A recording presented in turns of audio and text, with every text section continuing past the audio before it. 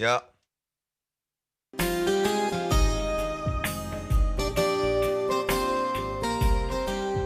कैसा रहा आपका मलेशिया ट्रिप? फैंटास्टिक। एक बहुत बड़ी डील फाइनल हो गई।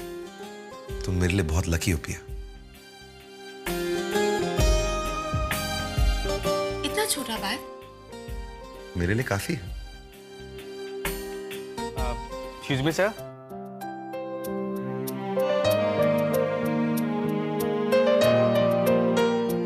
सर आपका सामान। ये मेरा सामान नहीं, पिया का सामान है।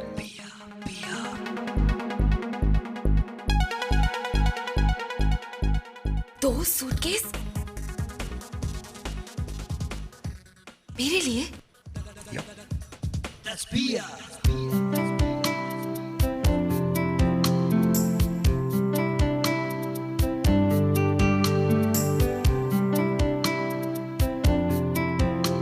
ये सब तुम्हारे लिए। एक्चुअली मैं और सामान लाना चाह रहा था लेकिन वक्त नहीं मिला। जिंदगी में पहली बार एक लड़की के लिए शॉपिंग की मैंने। मुझे पता नहीं तुमको ये सब पसंद आएगा भी कि नहीं। या तुम्हारे लिए शॉपिंग करते हुए मुझे बहुत अच्छा लगा। अगर तुम मेरी खुशी चाहती हो तो मिस्टर वालिया के साथ एंगेजमेंट तोड़ दो। अगर आपकी खुशी मेरे और मिस्टर वालिया का रिश्ता टूटने में है तो मुझे आपकी ये खुशी मंजूर है। हे, कहाँ खो गए? कहीं नहीं। ये बानी के लिए और रानू का। मेरे लिए मिस्टर वालिया के दिल में कितना प्यार है, मैं कैसे इनकार करूं? कैसे कहूं इनसे कि हमारा रिश्ता आगे नहीं बढ़ सकता? मिस्टर वालिया सिर्फ मेरी खुशी के बारे में सोचते हैं और मैं दी को क्या कहूंगी, क्या जवाब दूंगी उन्हें? बानी के बारे में सोच रही हो?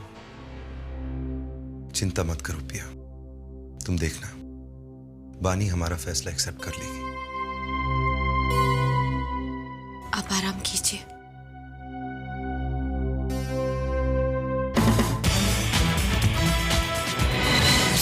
मुझे बानी से खुद बात करनी होगी।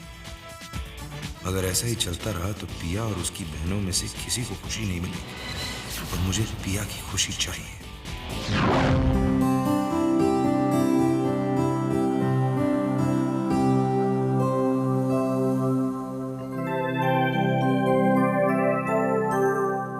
तो मिस्टर वालिया वापस आ गए।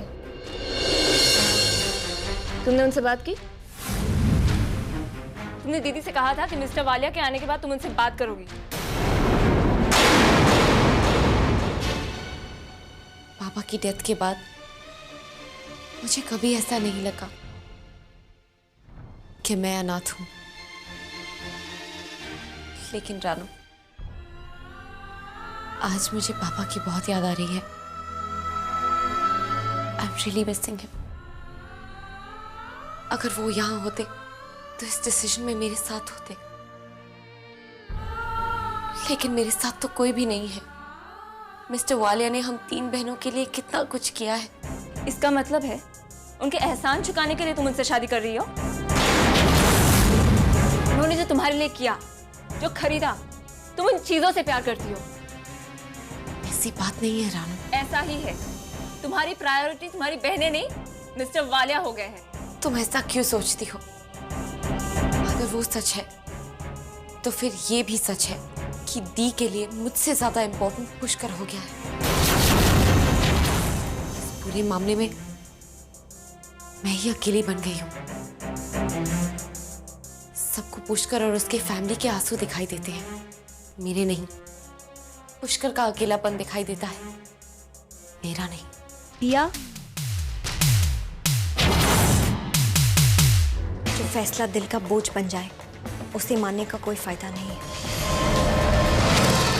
मुझे लगा था बड़े छोटों को समझाते हैं, उनकी गलतियां माफ करते हैं, गलत रास्ते पर भटक जाने पर उन्हें सही रास्ता दिखाते हैं।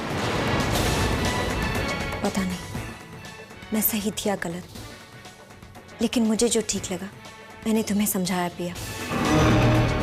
मैं कोई भी अपना फैसला तुम पर लादना नहीं चाहती हूँ, इसलिए तुम वही करना जो तुम्हें ठीक लगे।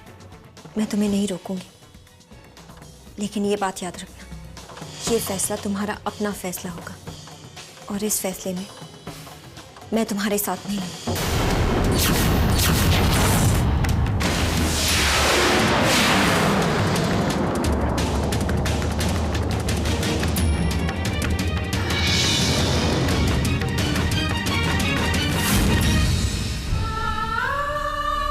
दीदी, मैं जानती हूँ रानू, जो कुछ भी हो रहा है उससे पिया को कितना बुरा लग रहा है, लेकिन उसके हर फैसले में मैं उसका साथ नहीं दे सकती हूँ। हो सकता है मेरे इस फैसले की वजह से उसे महसूस हो जाए कि वो जो करने जा रही है वो उसे नहीं करना चाहिए। तुम कौड़ी की लड़की, उसकी कोई औकात नहीं हमारे सामने, हमारे टुकड़ों पर पलती है और इतनी दखल अंदाजी, हद पार कर दी उसने आज। माँ, क्या इस बार भी आपने घर में किटी पार्टी रखी? तो क्या करूं? अपने ही घर में उस 2 टके की लड़की की वजह से अपना मुंह छुपाते फिरूं? अपने फ्रेंड्स को प्रॉमिस किया मैंने पार्टी देने के लिए। इस लड़की की वजह से मैं अपना लाइफस्टाइल नहीं चेंज कर सकती। इंसल्ट किया है उसने हमारा सबके सामने। इसका बदला तो मैं लेकर रहूंगी। मेरी फ्रेंड्स को देखकर उसे एहसास हो जाएगा कि उसकी हमारी सोसाइटी में और हमारे क्लास में कोई हैसियत नहीं है। उससे कुछ नहीं होगा माँ। हमारे देखते देखते जय अंकल का दिल जीतकर उसने बहुत बड़ी छलांग लगाई है। हमारे सारे वार बेकार गए। यही तो मुझे समझ में नहीं आ रहा ना, क्या देखा जय भैया ने उस लड़की में? जीना हराम करके रखा हमारा। आप परेशान मत होइए माँ, अभी तो हमारा ब्रह्मास्त्र बाकी है। कैसा ब्रह्मास्त्र?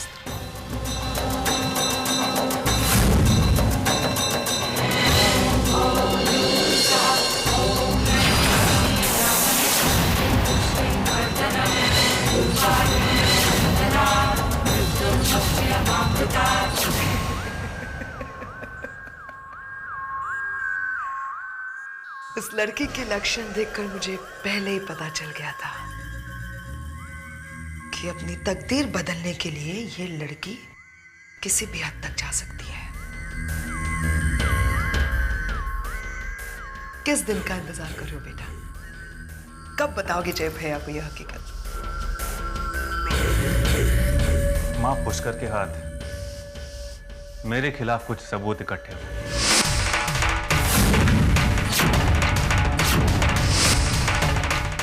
और मैं ये नहीं चाहता कि इस मामले में मेरा नाम सामने आए। उन बहनों पर वार करने के लिए मैं सही वक्त का इंतजार कर रहा था, और अब मुझे लगता है कि वही सही वक्त आ गया। छोटा सा काम करना है तुम्हें बेटा। किसी दूसरे के नाम ये सीडी जय भैया को कुरियर कर दो। इन तीनों बहनों का फैसला खुद ब खुद हो जाएगा, है ना?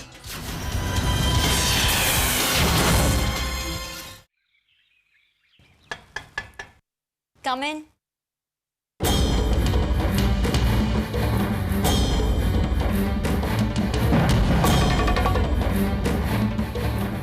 बानी, मैं तुमसे बात करना चाहता हूं।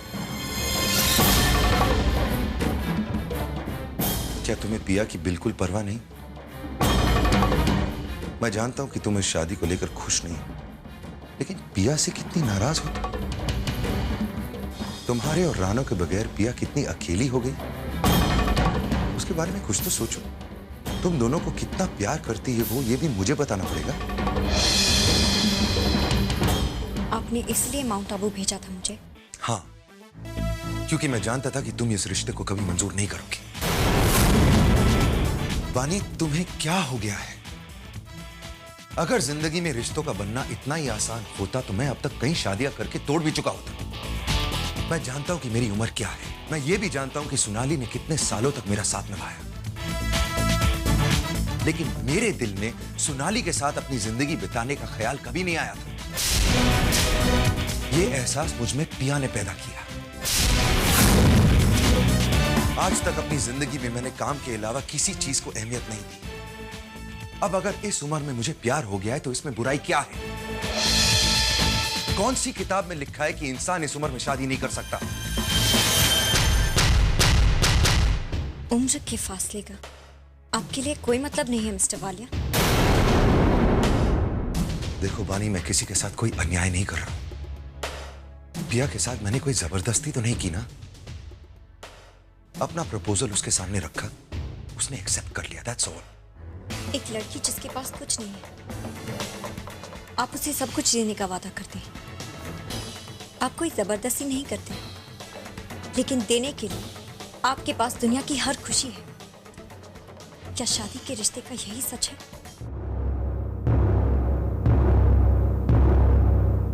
मैं जानता हूं कि मेरे पास बहुत पैसा है,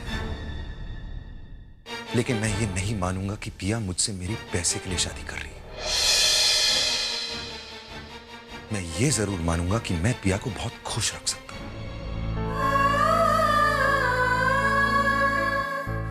देखो बानी, अगर तुम और रानो मुझे एक्सेप्ट नहीं करना चाहते तो कोई बात नहीं, लेकिन पिया तुम्हारी बहन है, उसे अपने आप से अलग मत करो। आप चिंता मत कीजिए, मुझे अपनी जिम्मेदारियों का पूरा एहसास है और मैं अपनी जिम्मेदारियों को हर कीमत पर पूरा करूंगी।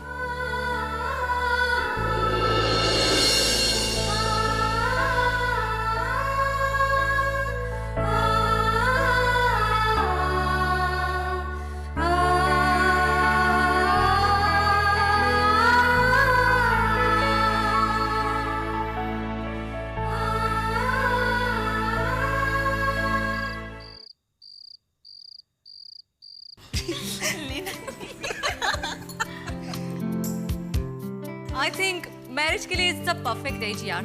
जिज्ञासा, होने वाली भाभी जी दिखाई नहीं दे रही है। Hello everyone.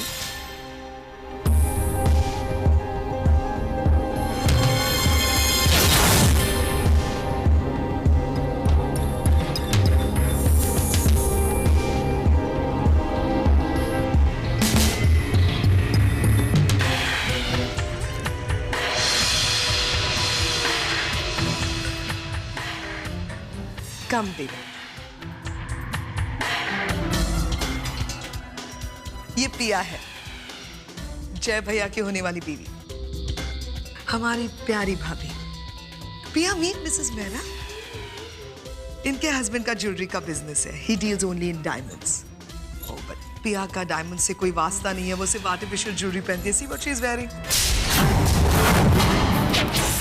मिसेस श्रॉफ, इनके हस्बैंड का वाइन का बिजनेस है।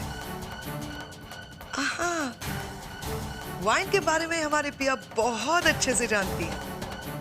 तुम्हारे पापा भी तो इतना शौक था पीने का कि एक दिन पीते पीते ही। हाँ हाँ हाँ हाँ, मेरे पापा की डेथ शराब पीने की वजह से हुई थी। नमामि शनीशान निर्वाण रूपम विष्णुप्तं ब्रह्मवेदस्वरूपं निर्विकल्पं निरीहं आकाशवासं भजेऽहम्।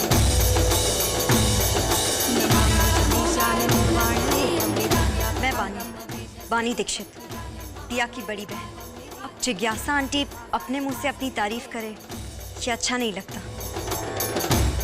बहुत बड़ा दिल है इनका, हम पर इनके बहुत एहसान है। नेकी करती है और भूल जाती है। अब हम तीन तो एक छोटे से शहर से आई थी, एक छोटा सा घर था हमारा।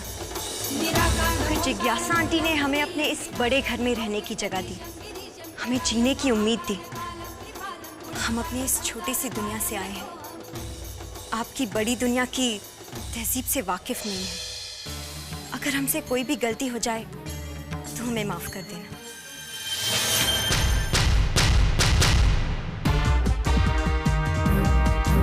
अब तुम अकेली नहीं हो। ऐसा कभी मत सोचना, हम सब तुम्हारे रिलेटिव्स हैं।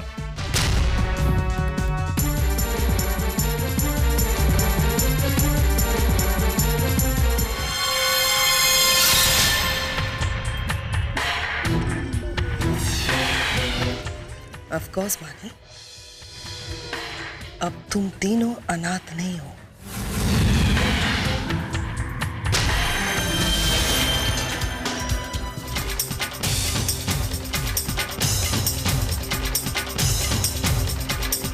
अपनी अमीरी का दिखावा करके हमारी गरीबी का मजाक उड़ाने की कोशिश मत करो, क्योंकि तुम खुद मजाक बन के रह जाओगे।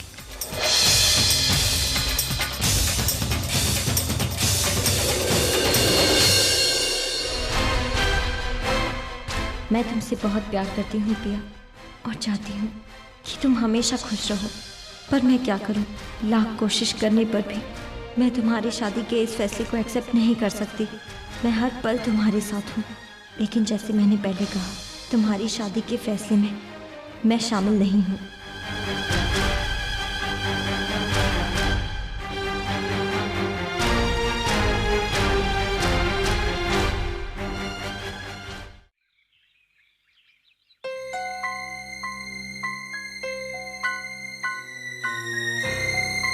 मैं जय सर को देना भूल कैसे गया? इस पे तो अर्जेंट लिखा है। सर अभी स्टडी रूम में ही होंगे, मैं उनको दे के आता हूँ।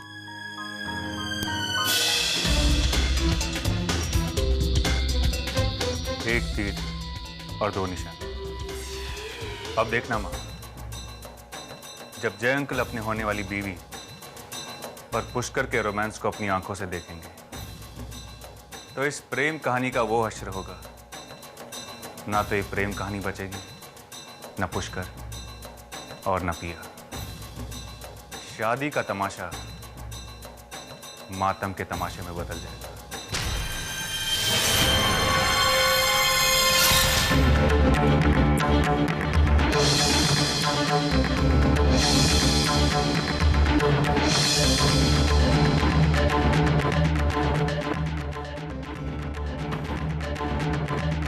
एक्सक्यूज मी सर, एक कुरियर आया था।